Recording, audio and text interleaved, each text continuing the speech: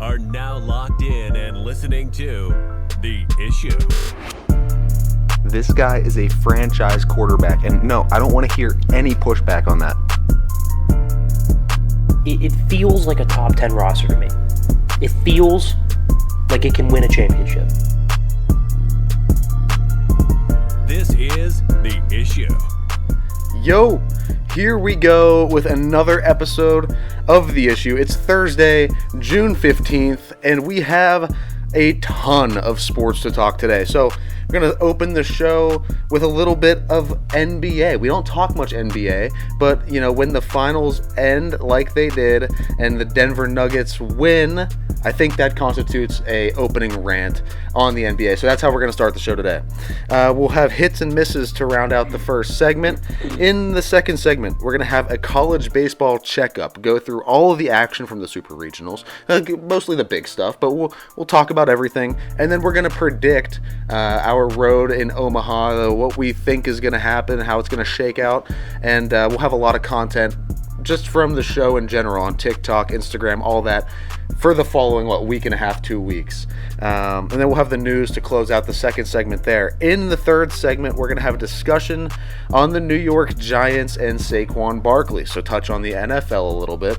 And it's just going to be a very well-rounded show today. Very well-rounded. Kind of hitting everything, hitting all the bases. Yeah, so normally we're like, I would say, so I mean, you take a 12-month year, obviously, right? We record year-round. You have the slow season, right? Because we're primarily an NFL show. Oh, for sure. Right? That's what people watch the most. They bet the most. That's the most interesting to cover, right? It's not an entirely long season. You got a couple days of football. They all play on, roughly the same day. Most entertaining, yada, yada, yada, right? But then you kind of get into the slow season, right? So out of the 12 months, I would say like 8 to 9 of them are we almost only talk football. Fully like almost NFL. Exclusively. Yeah. We'll mix in a couple stories here and there of some other stuff, a little bit of UFC here and there. But then this 3 months really opens up to college baseball, MLB, a little bit of NBA here, right? It's becoming increasingly popular on like social media, betting, all that type of stuff. And it's never going to catch the NFL, but it's at least competitive in some markets. Like I said, social media and online especially. So let's start there. Let's start with the NBA. So obviously the Denver Nuggets win in 5.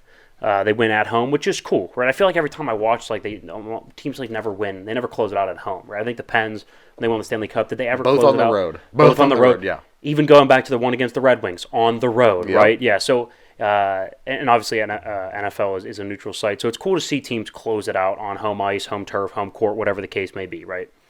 So they close it out in 5. I had the Nuggets in 6. I think they're a much better team. They're more well-rounded. They have more size, more length, more versatile defenders, more better wing players. We know this league is primarily wing-driven, and obviously they had the best player in basketball right now, Nikola Jokic. And the Heat, there's something to be said for culture and hard work and toughness, being able to lead you in the playoffs, right? And they're led by, of course, Jimmy Butler, who is a player unlike we've ever seen before. And not stylistically, in terms of name me another player that has been a B to B, we'll go B plus player in the regular season, right? Jimmy Butler's career averages are like 23, 8 and 6 or something like that, right? In the regular season, very, very average. I mean, above average, but a very B plus type player, more like a number 2 role. Still has the alpha mentality, more like a number 2 production wise. To see his game elevated as much as it is in the playoffs, right? He averages almost 30 a game in the playoffs. That's great. But then you notice in the finals, he's averaging 21, 4, and 6, right? You see the erosion. There's something to be said that the culture can get you there. Can it get you over the top? And that's where Denver separates. They have the stars to get you over the top. I mean, you just look, and this is their top 3 right here. Jokic, 30, 14, and 7. Jamal Murray, 21, 6, and 10 assists. He had 10-plus assists in every game in the finals. Wildly impressive for somebody who was viewed as mostly a scorer. How about Aaron Gordon? Lockdown defender, 14, 7, and 3. The Heat's top 2 scorers were both 21. Bam had 12 and 3. Butler added 4 and 6. Gabe Vincent was their number 3 scorer at just 11 points a game. Didn't even average a full rebound a game. There's your difference right there. It's about the star. And you're going to hear a lot of talk, is this the next NBA dynasty? And I think we get a little bit ahead of ourselves in terms of dynasties, and we do this in every sport. Right? Russ and the Seahawks get to a Super Bowl, and they win, right? They beat the Broncos. Handily, right? I think it was like 43-8. And we're like, wow, really good defense. Quarterback that's not making a ton yet. Good running back. Good culture. Pete Carroll's, at that point, a superstar coach, right? Was great in college, comes over to the pros, in the first couple years, wins a title, right? You're like, wow, that could be a dynasty right there. Next thing you know, Tom Brady says, relax, guys, relax. All right, Malcolm Butler, goal line interception. Next thing you know, they don't get back. Seattle doesn't get back. Right, in basketball, we've been kind of spoiled, right? We had, obviously, basketball in and of itself has been a dynasty league, right? You get Jordan and the Bulls, and you get the Kobe Shaq Lakers. You get the Heatles with LeBron and D Wade and Bosh, and then you get the Spurs dynasty there for a little bit before the Heatles, and then you move into the Warriors dynasty. But pump the brakes a little bit. Not everything has to be a dynasty. I think that's going to be a lot of the discussion today, and maybe that's something we discuss down the road depending on how do they do next year, how do they do the year after, right? The definition of great. And I was listening to, so I'm doing this exercise challenge called the Murph. You can look it up if you want. By the way, it's brutal. I'm not trying to sit here and toot my own horn, but I was listening to it, right? There's a certain point where you start running the second mile, and you're like, I think I might die right now. Like, this is like as close to death as I might get. So I'm listening to some motivational stuff, right? Stephen A. Smith comes in my ear, right? And he goes, the definition of great is sustained excellence. I would say a dynasty is great. You have to be great to be a dynasty. What does great mean? Sustained excellence. It's only been 1 year. It's been 1 year. The conversation really should be, wait a minute. We thought this was like a guard league, and then you go in with like small ball. The Warriors had a bunch of shooters, and Draymond's undersized, but he's playing the 5, but he can guard up to the 3. He can even switch on a pick and roll with a maybe a point guard that's a little bit bigger. Maybe not the dynamic ones, but can switch onto a point guard. Can guard all 5, play small ball, shoot the lights out. That's what we thought the NBA was. But in reality, you go back 10 years, right? So that's when the game started changing to much more of a 3-point shooting league. So that's 10 years. Let's go back to 2013 with the Heat. LeBron's a wing player. That's not a guard. LeBron is a wing player, dominated by size, physicality, aggressiveness going at the rim. How about the Spurs? Now, Duncan is now out of his prime at this point, and Kawhi Leonard is particularly the main scorer. But you still have great size down low. You got a great wing player, again, dominated by size, physicality. Then, of course, you get the Warriors run. That's fine. But then you get to the Raptors in 2019. Again, Kawhi Leonard, wing player. How about the Lakers in 2020? I would argue their best player that year was Anthony Davis, who's a center. Yes, LeBron was still great. At that point, it was like year 18, I think. 17, something like that. He was good in spurts for halves, for games at a time. AD was the real key to that team. LeBron was on that team the year before with a bunch of young guys. They didn't even make the playoffs. You get AD, they win a title. Right now, it was weird circumstances in the bubble, but still. And then you go to the Milwaukee Bucks. Oh, wait, that's a center/power forward in Giannis. Again, Warriors, an anomaly. And now you get the Nuggets with a dominant center. Right, so the conversation really should be, is the league pivoting back to a size, center, power forward, big physical wing-dominated league? I would argue yes. I mean, there's nothing that you could throw at Nikola Jokic that would slow him down enough to where you could sit there and go into a game and be like, hey, we're good, Jokic. We got him covered. We got him covered today. No, instead of, hey, he's going to get 37, we found a strategy to get him down to 31 points today. That's your strategy? Okay. All right. Good luck. You're not going to win a lot of games. And the Miami Heat found that out the hard way. I mean, and you can't say enough. Again, I'm not trying to diminish what they did by saying that it's not a dynasty yet. I'm not saying it can't be a dynasty. But you're going to hear a ton of discussion this week, next week, the week after about, is this a dynasty? Well, not yet. Could it be? Maybe. And we'll get there. We'll get to that bridge when we cross it. But right now, the discussion should be, wow, what a historical season with a historical center, a great coaching job, a very good number 2 in Jamal Murray, and a team that is going to be a force to be reckoned with, and we'll see how they progress. That's what the conversation should be. That's what the conversation is here, and that's what you should be looking for in sports media, right? It's not, If you're clicking on a video and it's are the Nuggets a dynasty? Well, then you're clicking on clickbait. If you want to buy into that, go for it. Right now, the conversation should be what a historic season. Nikola Jokic is great. Mike Malone did a great job as the head coach, and they beat a very well-coached, well-rounded, good, hardworking, tough defensive roster in Miami. That's the story of the finals. That's how it went. Good for Denver. Good for Nikola Jokic. Good for Michael Malone. Good for everybody in that organization. The Heat will be back. Maybe not to this level. Maybe not with the same guys. But they'll be back. They'll be a good, viable team for years to come. Good for them on the run. Good for Denver. Congratulations all around. Yeah, to me, this says more about the style regressing to the mean, as you kind of talked about, right? The size, the physicality in the NBA kind of starting to take back over. That's kind of always been the recipe. Yeah. And I think that's very evident throughout almost every league, right? You look at baseball. Can you have a team here and there for a season or two that pops off and wins with the power game, like the Yankees always try to play, with big home runs? We're going to strike out a ton, but we're going to hit a lot of home runs. I'll give you an example. How about the Nationals? They're 19-31 going to the break. They win the title. Soto's gone. They're not the same now. Exactly. One year they pop. Exactly. And then it's going to regress back to the mean where you actually have to play small ball. You have to play strategic baseball. You have to get runners on base, and you have to hit them in. You can look at the same thing in the NFL with mobile quarterbacks and this whole new era and style of quarterbacks that we're seeing now. Will that win you a couple seasons? Will that win you a Super Bowl here and there? For sure. And we're going to see a lot of that.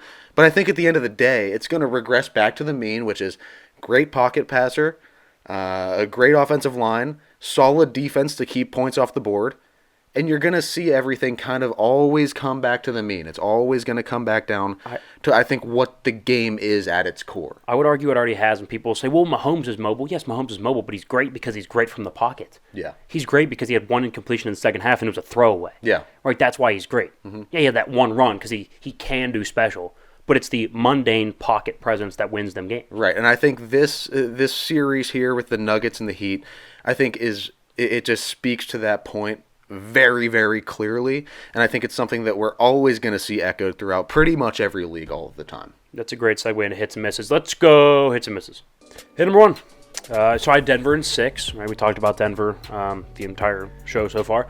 Turns out they got it in 5. So, but I was still right. I said Denver's a better team. They're going to come out there longer. They're more physical. They play better defense. Right. I outlined kind of how they would win, and it's exactly how we expected. Yeah. Again, only problem is they got it in 5 as opposed to 6. But, I mean, we were right. We knew Denver was better. They showed that through the 5 games. It was pretty clear Denver wins in 5. Yeah, I was at a bar before Game 5, actually. Like, right before tip-off, right before everything started. And the one guy sitting next to me goes, I hope that they'll be able the Miami Heat will be able to prolong this series, right? Like, I want to see some more basketball. And then he made the argument, well, they're a professional team, so they should at least be able to rise to the occasion every now and then and win a game, which is true. But my response to that was, a lot of times the other team's just better. Yeah. They're just better. And in Denver in this series, you could tell from Game 1, you could tell before the finals even started that they were going to be the more powerful team. It was just a matter of when and how many games it was going to take. Yeah, I agree. Miss number 1 here. Again, going back to that finals, I had the Heat winning 2 games, kind of flipping the script here from Denver to Miami. I had the Heat winning 2 games. I figured tough, scrappy, really good defense, Hall of Fame level coach in Eric Spoelstra. I figured all of that would be enough to propel them to more than a game, right? I figured they would win at least 2. If they were lucky, push it to a Game 7. But they only win 1 game. Kind of a tough showing for the Heat, not what we all expected. To just be, it was, you would expect just more of a fight. Just a little bit more of something from Miami. I think at some point you kind of run out of firepower or you run out of, like, will to fight when you realize you don't have enough firepower, where you're like, we just don't have it. Like, this is, like in Game 2, they gave it their all and they barely won, where it's just like, we barely got it done, and that was everything we had. Everybody had a good game. Yeah. We emptied the tank, and we barely won. It's like, it's tough to keep it going. And you need 3 more of those. Yeah, it's just not going to happen. Hit number 2 here. We'll talk more about it later, but we've said this has been a theme on the show. We talked about it with Dak, with Kyler. This came into discussion with Lamar a little bit. When you overpay for somebody, right? When you pay good money to somebody that's average, or great money to somebody that's good, or generational money to just somebody who's good to great, right? That's when you get into trouble. Yeah. I'll pay average money for Daniel Jones. That's no problem. If he's getting $25 million, I'm fine. But to pay him great money to be average to below average, that's where you get into trouble. You can't pay him $40 million a year, and you're seeing exactly why. We're going to talk more about Saquon later. Saquon Barkley and the entire Giants roster has so much leverage because they need to be there in order for Daniel Jones to just be competent. Right? Saquon's sitting there saying, so for him to be, what was he, like 18 touchdowns, 9 picks or 10 picks or something like that this past year? For him to just be that, and you guys consider that a great season and pay him $40 million, I have to be here for him just to do that. You have to pay me. You have to. Absolutely. If without Saquon, what is Daniel Jones? Not very good. You can't have an average quarterback with no run game. Or no back out of the backfield. I get it. It's really, they're in a tough spot now. That's what happens when you pay average money for good. Yeah, I would pay good money for Daniel Jones. I would pay average money, no more than $25 million a year. I would pay maybe up to 30, maybe. But the contract that he has right now is getting 40. Insane. He's getting 40. It just doesn't make any sense. They're going to be. It could get really ugly really quickly for New York. Man, it is getting ugly, huh? Not my bag. I would have franchised Daniel Jones and tried to bargain with Saquon, but anyway, they did not. Miss number 2 here. I thought the MLB was smarter than this, right? We've seen league after league after league after league. They go woke and they lose money doing it. They lose money, they lose shareholders, they lose season ticket holders.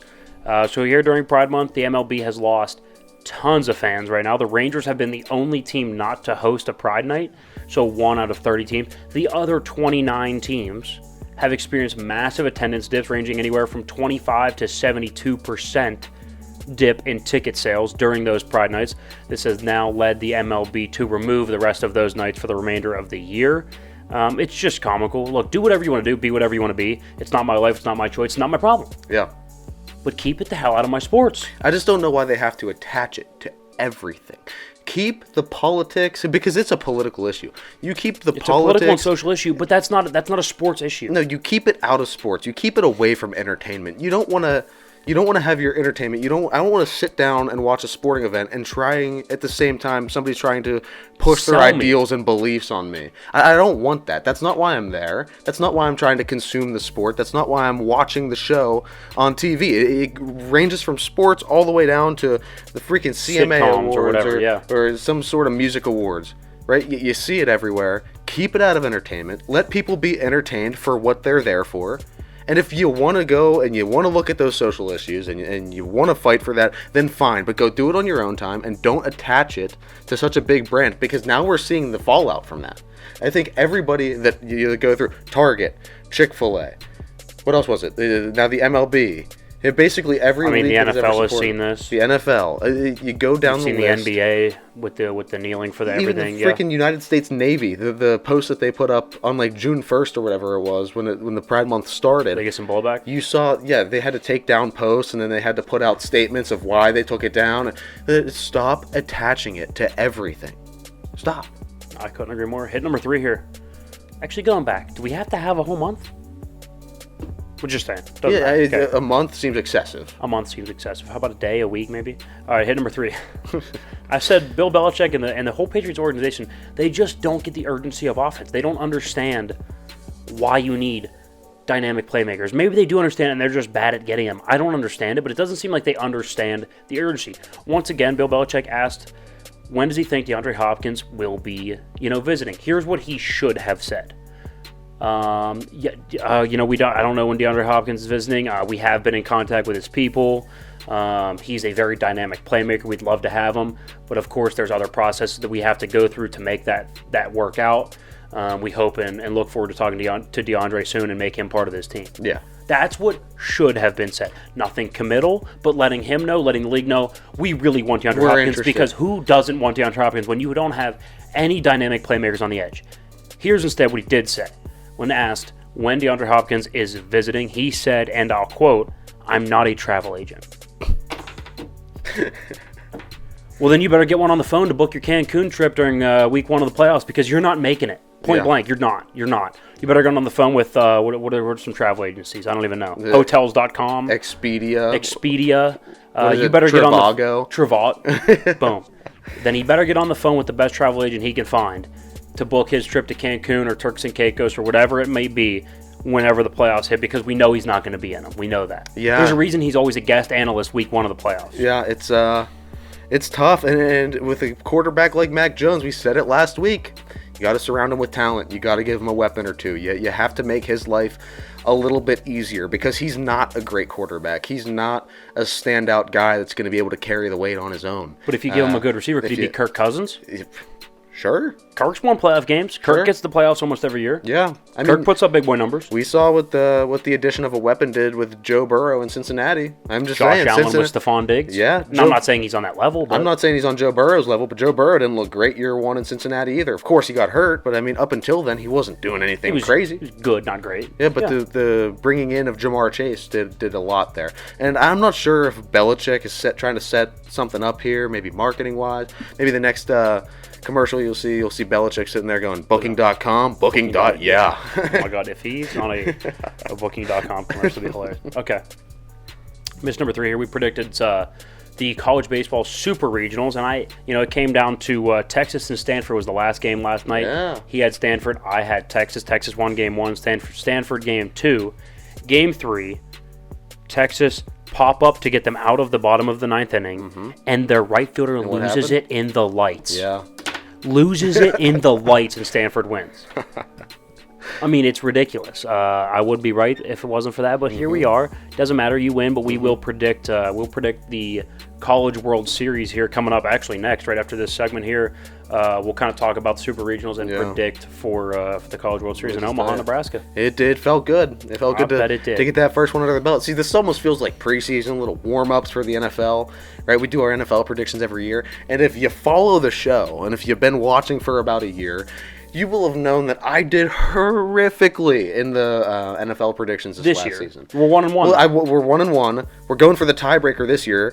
See who can pull ahead. Try to gain some breathing room into the follow-on season. But it feels good after having a little bit of a down year in predictions. I bet it does. Guys, don't go anywhere. Like I said, we will discuss some college baseball and, of course, some other sports news in the second segment. Welcome in is the issue second segment, the 15th of June. Was it halfway there? I don't even know how many days are in June. We'll call it halfway there. We'll just assume it's 30. We're no mathematicians. Leave that to the professionals. Again, welcome in. We have the College World Series discussion here. The 8-team field is set in Omaha, Nebraska. Starts June 16th with bracket number 1. We'll have TCU, Oral Roberts, Florida, and Georgia on the 16th. Followed by on the 17th, we'll have Wake Forest, Stanford, and LSU, Tennessee in Nebraska. Went last year. It is a spectacle. I would recommend anybody that is thinking about it, do it. It is fantastic. We'll follow this discussion up with a little bit of sports news like we always do at the end of the second segment. And next segment, we'll talk a little bit about Saquon Barkley, the New York Giants, strapped for a little bit of cash after overpaying for Daniel Jones this past offseason. Who called that? I think we did. Yeah, 100% we did. That was predictable. We called it with Dak, too. Said that months ago. Never overpay for an average quarterback. But, guys, thanks for stopping in. It's The Issue.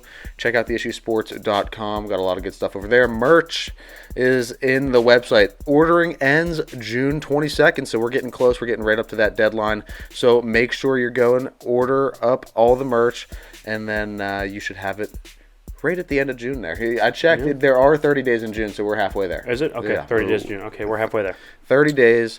But for now, we have some college baseball to talk.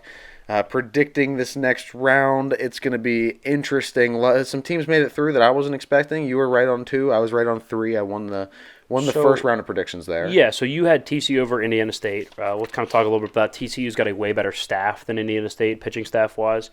I'm actually a huge fan of their strength and conditioning coach, Zach DeCant. Yeah. So good longevity from their starters, good pen, always well-rested, always ready to go. So TCU obviously prevails against Indiana State, my bad. Yeah. Oral Roberts goes up to Eugene, Oregon. By the way, if you caught any of those games, electric atmosphere in Eugene. It was fantastic. They were all great games to watch. They were all really, really close.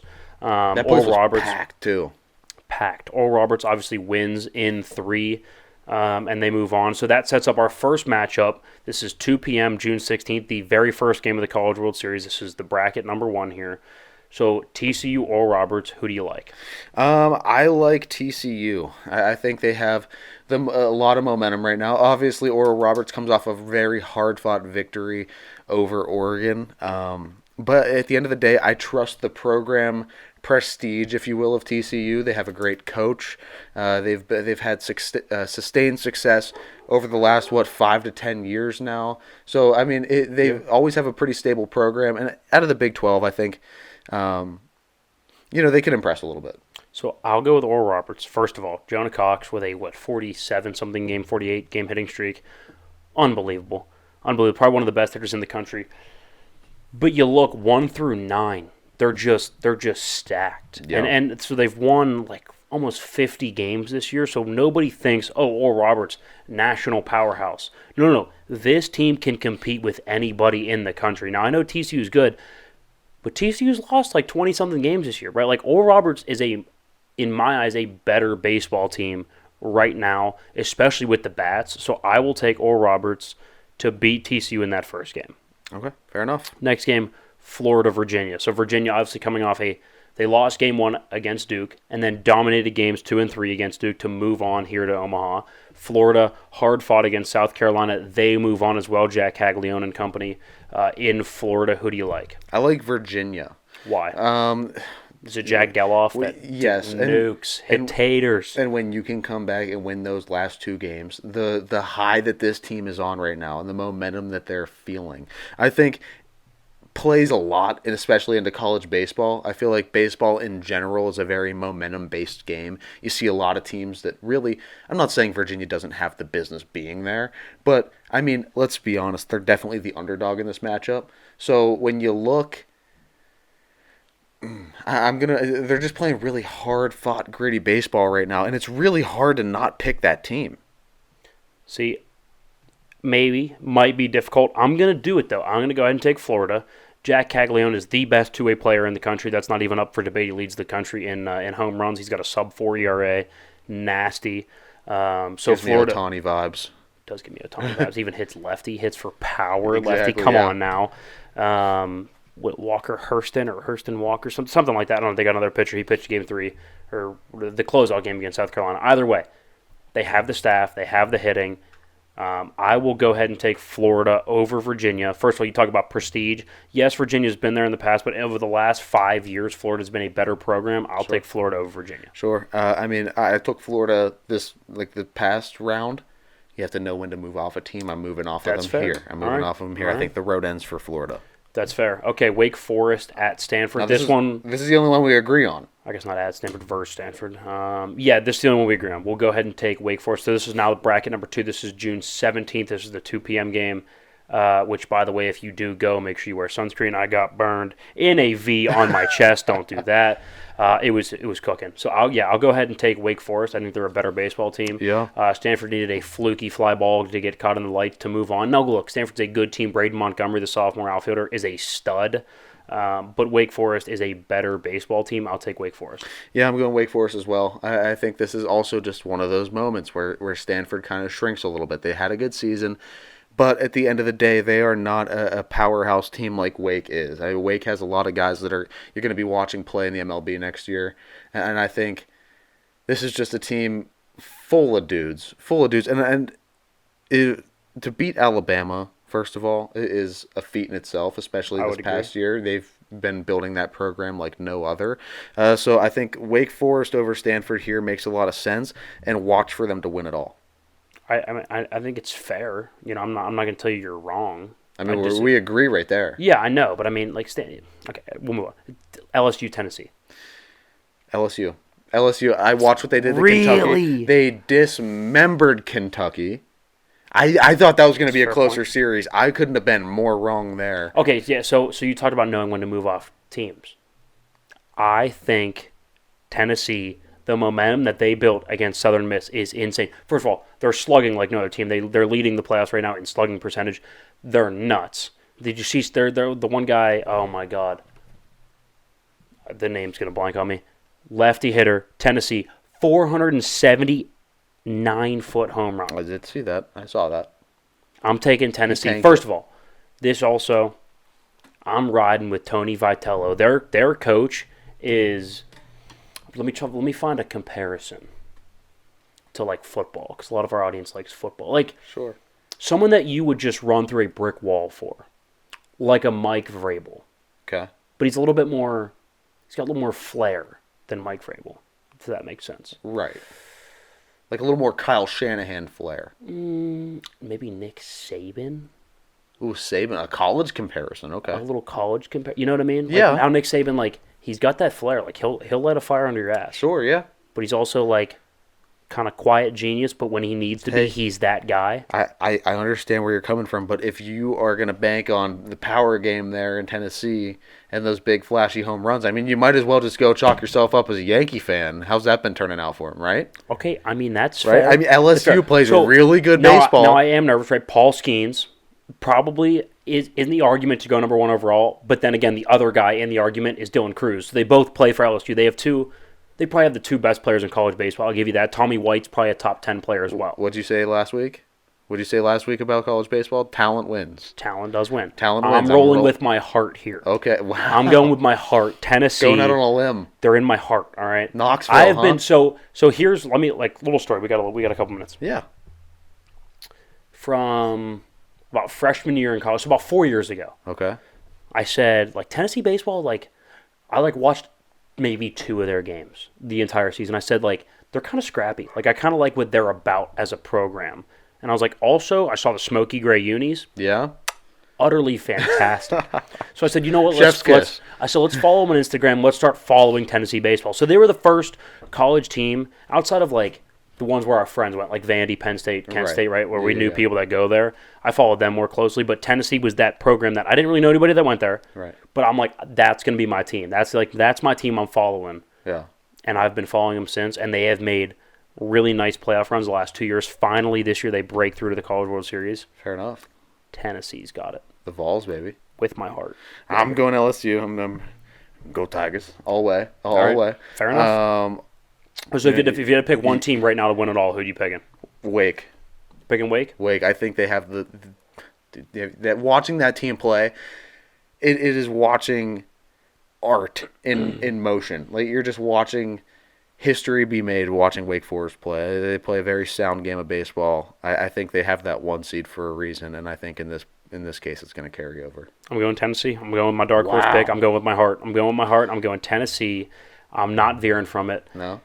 Let's transition, though, from college baseball to college football. Let's go sports news. Story number 1 here. Colorado football coach Deion Sanders recently clapped back. If you guys remember, Pat Narduzzi was kind of talking like, look, the transfer portal is not meant for you to take every single kid that was in the program, kick them out, and bring in 40 new guys, right? Yeah. That's not the point of the transfer portal. That's pretty toxic, and I agree with Narduzzi. Deion Sanders clapped back saying, quote, I don't know who that is.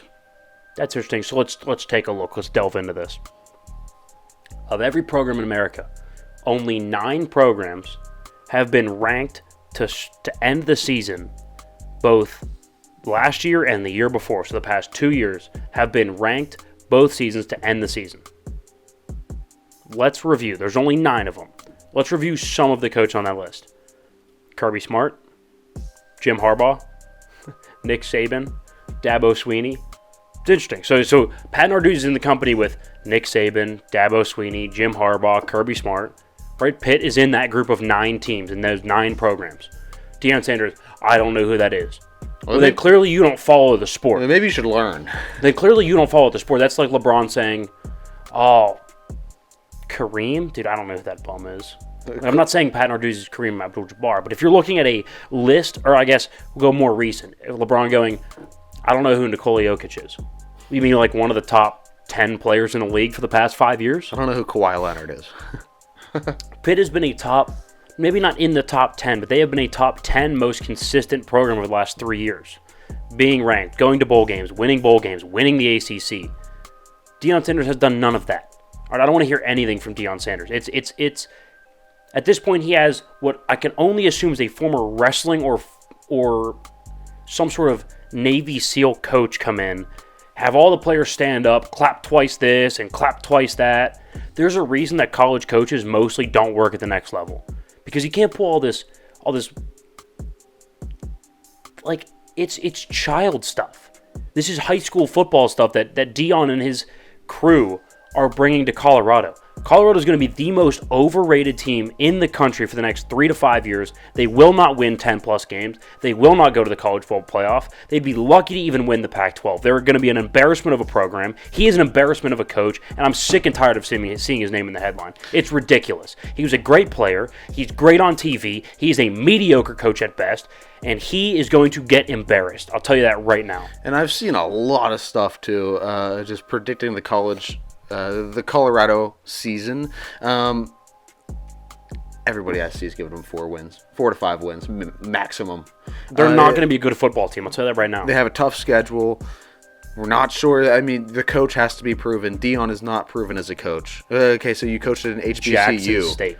What's the competition like there? It's not all that great. I could go lead Jackson State tomorrow to 7 wins. No problem. No problem. It's just when you have the ignorance and the arrogance to attack a coach like Pat Narduzzi, who has had now sustained success, turned the Pitt football program around, because let's not forget, they were kind of abysmal there for a while. They're bad. Turned them around, got them on the right track. They're winning bowl games, like you said. They've been ranked the past couple of years, and they are moving in the right direction. Not to mention that they have the most draft picks in the ACC in the last decade.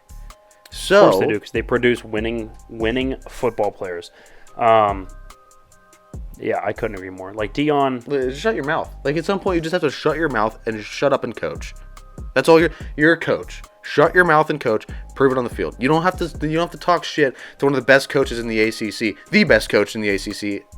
Dabo's up there. Dabo's up there. I was gonna say. So, and the only thing that's going for Colorado is they're in the Pac-12 now, right? And they have been getting waxed in the Pac-12 the last 3 years, to Oregon, to Utah, to USC, to UCLA. The only thing that they have going for them is that UCLA and USC go to the Big Ten soon. Yeah. Well, I think that's next year that takes into. I mean, it's actually this year, I think. I think they're in this year. No. They're still in the Pac-12 this year. They're on Colorado's schedule this year. Both of them are. They're in the Pac-12 this year. We'll have to check on that. Either way, they leave either now or next year, whatever. Oregon's probably going to leave soon. Utah might leave soon, right? So whenever they win the Pac-12 in 3 years and people are coming at me, remember that the Pac-12 in 3 years is going to be like Colorado State, like Washington State, Oregon State, like so. And hell, Oregon State beat the freaking tires off of Colorado for the past couple seasons. It's going to be nuts. All right, story number 2 here. Amanda Nunes, bantamweight title holder, has called it a career after her dominant UFC 289 win. I mean, she was just, first of all, striking is elite. Yeah. Right? The wrestling, the grappling is elite. She is one of the best of all time to do it pound for pound in the women's division. Great for her. Really, really nice career. Beats Irene Aldana, something like that. I don't know. Probably butchered the name. Whatever. But anyway, a dominant UFC 289 win. Again, she lays her gloves down. She's called it a career after that fight. It was a good fight. It was a really good fight. It was a good fight. Also on that card, you saw the Charles Oliveira. He takes the record. He has the most finishes, 20 finishes in UFC history, the most of any fighter of all time. Yeah, and a little bit of a boring card though. I would say. It wasn't a great card. I watched a little some of the prelims. Yeah, I didn't stick around for the pay-per-view part. I watched some of the prelims, and they were just kind of like a UFC fight night kind of card. You know what I mean? When they used to have the fight nights just on like a random Thursday in a random city. Yeah, no, I think that's fair. I mean, so now the 290 looks decent so far. So you have Alexander Volkanovski, Yair Rodriguez, Brandon Moreno, Alexandre Pantoja. I actually have never heard him, which is weird. I like UFC a lot. Whitaker and Duplessis, that's a good one. Jalen Turner and Dan Hooker is the fourth fight on the card. Love the fight. I think it's a great fight. And then Bo Nickel and Tresean Gore. Yeah. So anyway, and that's headlined, like, again, by Alexander Volkanovski, Yair Rodriguez. That's going to be a great card. 290, that's going to be, I can't wait for that card. Yeah. That's going to be unbelievable. Where is that one? Side note. Please be North American. 290. Let's look. Well, we have time. Absolutely. UFC 290. If it's North American, you get Joe Rogan on the call. That's what I'm hoping for. T-Mobile Arena, Las Vegas, Nevada. Not wait. Hell yeah. That's going to be awesome. So yeah, again, Amanda Nunes calls it a career. She will be, I don't even know if they have a Hall of Fame, but she's a Hall of Fame level talent. Yeah. Story number 3 here, Jacob deGrom to the IL. He's going to get Tommy John surgery, obviously. The torn ulnar collateral ligament, the UCL, in the right throwing arm. Probably out for at least 16 months, closer to 20, I would imagine. He'll probably be out till about the All-Star break of next year best. That's tough. Yeah, it doesn't look good for Jacob deGrom. So he just signed the big 5-year, 90-something? No. 180-something million? Ugh. I don't even know. Look that up, too. Clearly we didn't prepare. Come on now. All right, anyway. Jacob deGrom, right? Ulnar collateral ligament, so it stabilizes, holds your radius and your ulna together, both your forearm bones, and basically... 5-year, $185 million. Oh, my God, that hurts. So basically, you know how your elbow doesn't go this way, right? Obviously, it goes this way because you're rotating your upper arm in your shoulder.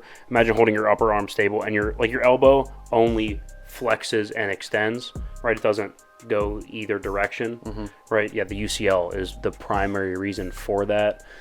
So it creates a ton of instability, ton of pain in the joint when you tear it, pull it, strain it, whatever the case may be. He full tore the UCL, so he will go get Tommy John headed to the IL. That's tough. That's really especially for the Rangers, who are like top in the league right now. And just spent a pretty penny on him too. It's a tough one. Almost all guaranteed too, because it's baseball. Yeah. Tough one. All right, guys, that's the news. Can make sure you come back third segment. We're going to talk a little bit of Saquon Barkley, the Giants, Daniel Jones. What do they do with their money? Have they handled their money good so far? Obviously not. And we'll talk all about the New York Football Giants in the third segment. Welcome back. Third segment on Thursday, June 15th. Guys, thanks for joining us. No matter how you are, whether you're watching the show on YouTube, Spotify, or Amazon Prime Video, or listening on Apple Podcasts, Google Podcasts, iTunes, what else? Amazon Music. The list continues to go on and on. So however you found us and however you're with us, we appreciate it. You can find all the links to the show in the description of the episode or on the website. So make sure you're going to it, theissuesports.com.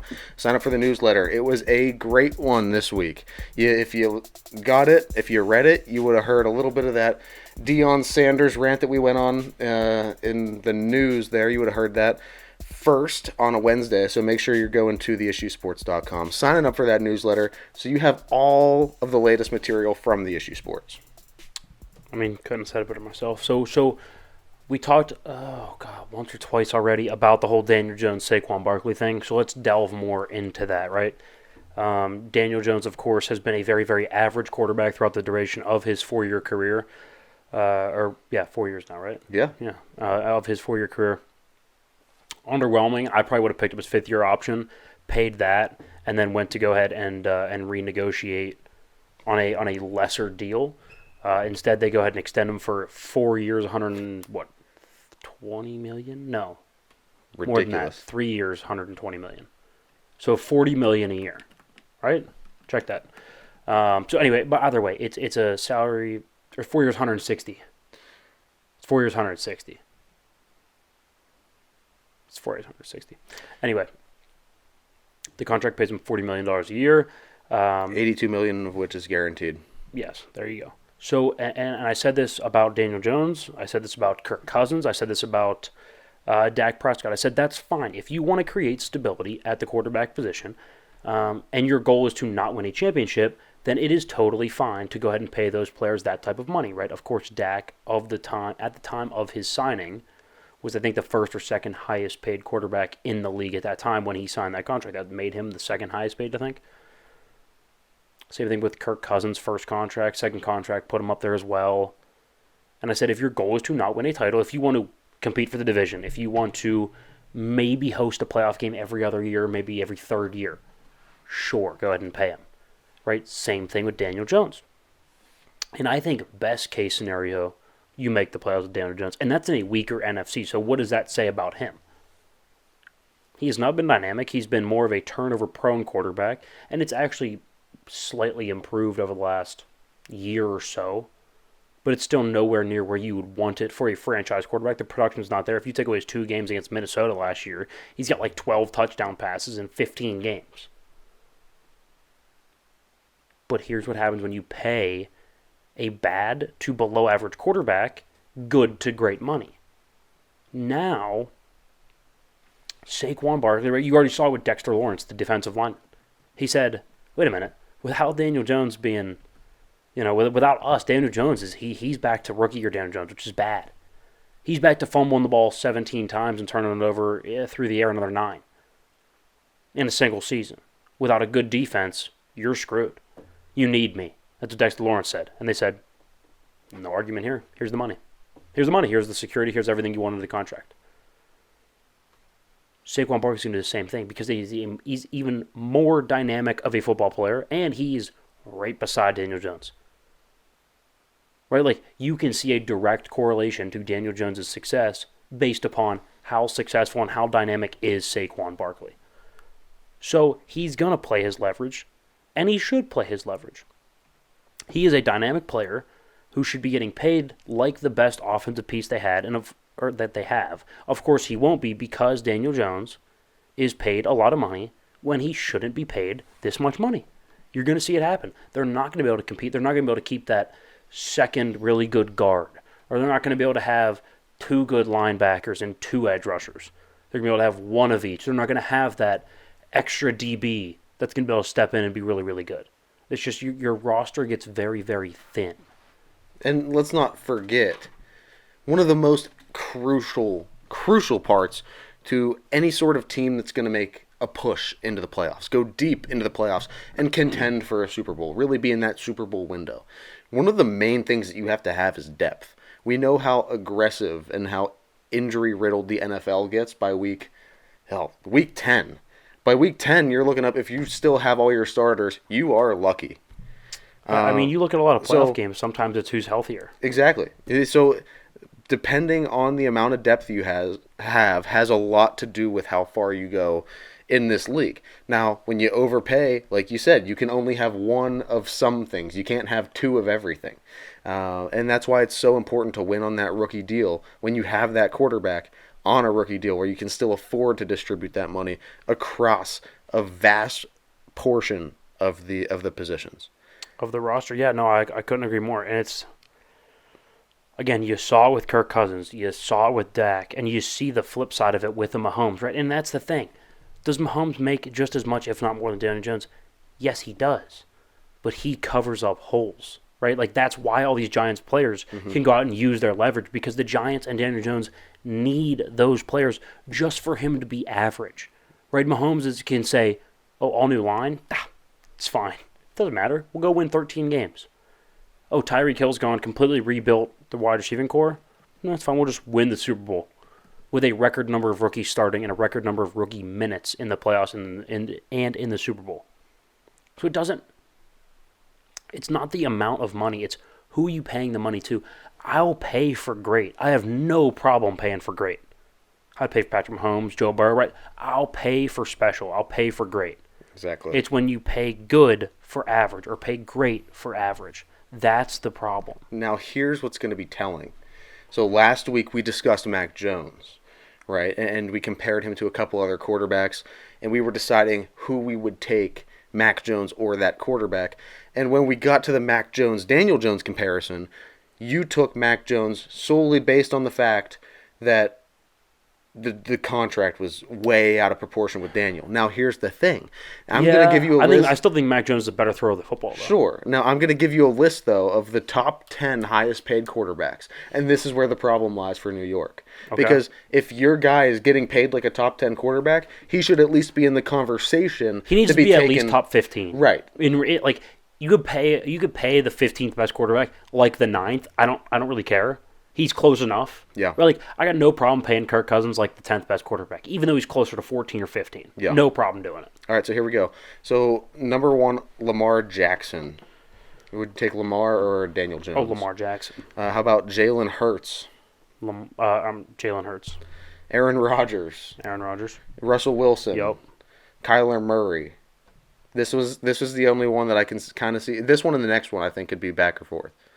I'll take Kyler. He's at least special at something. Okay, Deshaun Watson. Deshaun. Okay, Patrick Mahomes. Obviously Mahomes. How about Josh Allen? Yeah. How about Matt Stafford? Now, see, to me, age is a thing. They're right, both, so, like... I'll give you a hint. They're both making the same amount of money this year, $40 million. Okay. But, I mean, like, to me, like, if it's just for this year, I'll take Matt Stafford. Now, if it's for, like, the next 5... Right, it's just this season. It's just this season, I'll take Matt Stafford. Because this is only broken down for the 2023 I'd season. take Matt Salary Stafford. caps will change by next So, I guess year. for Kyler, assuming Kyler's healthy, I would take Kyler. Okay, so then Dak Prescott. I would take Dak. Okay, Derek Carr.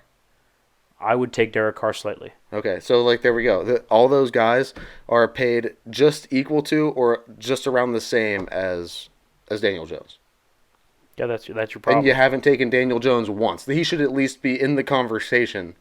I put Daniel probably anywhere between the 18th and 24th best quarterback. But he's paid like the 8th, and that's the problem. That's the main problem. And you're going to see those problems fester. You're going to see them develop, and they're only going to get worse as the season goes on, and you realize that you do need that depth at those important positions. You know? You do. You need Saquon, so good luck. Yeah, 100%. But that is all we have for you guys today. So in the meantime, make sure you're going to theissuesports.com, checking out the shop, signing up for the newsletter, and then following us on all the social medias. Like, subscribe. We really appreciate it. Keeps us moving here. So, guys, we will catch you next Thursday, and that was The Issue.